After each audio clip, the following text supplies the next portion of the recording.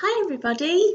So this week we're going to find out more about firefighters and the important work that they do. We'll be looking at lots of fact books and finding out real things about the important clothes that they wear and how they protect them, and about their fire trucks and the fire station and all those important things.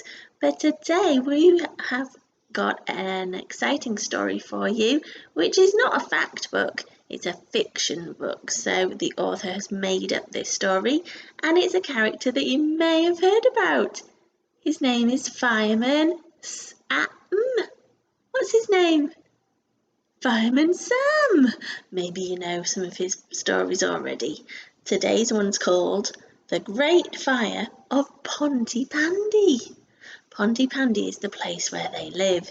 It's a fictional place, but it's based in Wales. Here's a fun fact for you.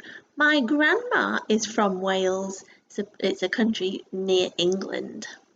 So should we have a look at the Great Fire of Pontypandy?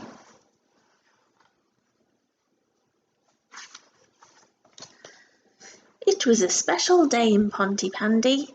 Chief Fire Officer Boyce had come all the way from Newton to give Fireman Sam a medal for bravery.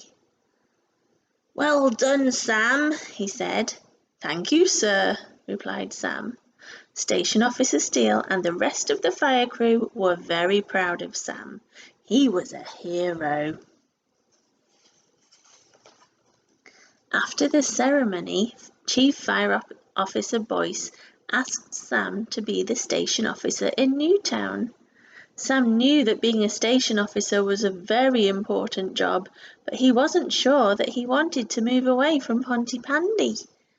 "I need time to think about the job," Sam told Officer Boyce. Later, Sam, Elvis, and Radar went to the forest. Who do you think Radar is? Yeah, he's his dog, the special Dalmatian dog that helped the firefighters. We'll find out more about them this week too. They put up signs to remind people not to light campfires. With the weather so hot and dry, a forest fire could spread quickly. Pontypandy would be in great danger. Before Sam returned to the fire station, Elvis asked him, "I'd like to be a hero too. How do you do it?" "I'm not sure, Elvis," Sam replied with surprise. "I just try to be the best firefighter I can be." On the other side of the forest, Trevor helped the children pitch their tents. He had brought them on a camping trip so they could earn their Pontypandy Pioneers survival badge. Their next task was to gather food from the forest for lunch, but all they could find were a few blackberries. The pioneers were hungry. Trevor tried to lead a sing-song, but the children were too grumpy to sing. Earning the survival badge was hard work.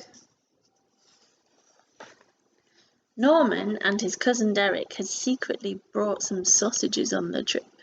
They sneaked away to find a place to cook them.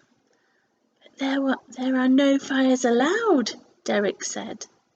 "We can't eat raw sausages, can we?" Norman replied as he rubbed two sticks together. "Norman?" It was his mum, Dilys. The boys left the sticks and ran back to the camp. Suddenly, the sticks burst into flames. At the mountain rescue station, Tom Thomas looked out of the window. He spotted a strange cloud over the woods and looked closer. It wasn't a cloud, it was smoke from a fire. Tom called the fire station straight away.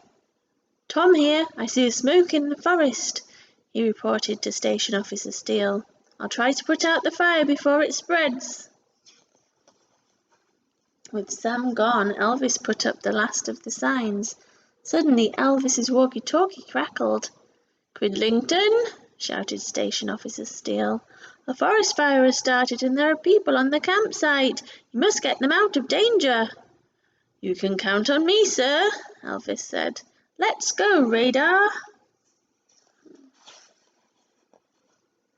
Tom flew Wallaby One over the forest and dropped an enormous bucket of water onto the flames. That's Wallaby One. It's the helicopter. Tom, Sam said over the walkie-talkie, how does it look? Not good, Sam, answered Tom. The wind is blowing the fire toward Pontypandy. We'll be right there to tackle it from the ground, promised Sam. With lights flashing and sirens wailing, Jupiter and Venus sped to the forest. Sam, Penny and Station Officer Steele sprayed water on the trees and grass. They hoped that it would stop the flames. If the fire spread, Pontypandy could be destroyed. It was up to Sam and the crew to save the town. Steady now, called Sam. Fighting this fire would take a lot of teamwork. Meanwhile, Elvis asked Radar to sniff around the forest.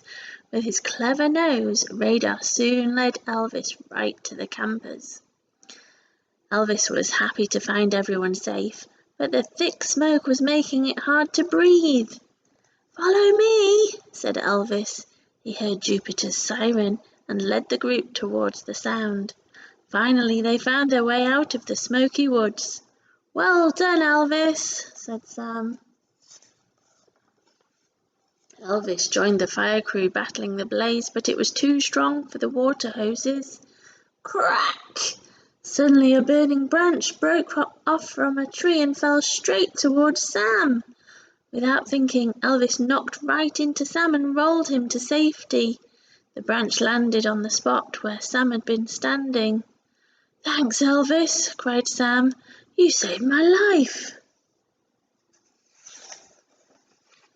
Despite the crew's hard work, the fire was still heading straight for Pontypandy. We must get everyone to safety, called Station Officer Steele. The fire crew took the townspeople and their pets to the harbour and helped them on board Charlie's fishing boat. As they watched the fire creep towards Pontypandy, Sarah asked, Why are we going out into the water, Dad? It's the only place where the fire can't reach us, said Charlie. As the fire got closer, Sam felt very sad. He didn't want to see Pontypandy destroyed. Just then, a drop of water fell on his nose. Sam looked up at the clouds. It's raining, he shouted. Let's hope it's enough to put out the fire, said Penny, as the rain began to pour down. Tom soon radioed from his helicopter. The rain has put out the fire. We're out of danger. The townspeople cheered as the boat returned to the dock. Pontypandy was safe. Soon after, there was another medal ceremony at Pontypandy Fire Station. Elvis, you showed real bravery during the Great Fire, Boyce said. Well done. Elvis saluted. Now he was a hero too. And it's my pleasure to give survival badges to the Pontypandy pioneers. Trevor Evans said next. Well, to most of them, this is all your fault, Norman and Derek moaned to each other. There were no badges for them.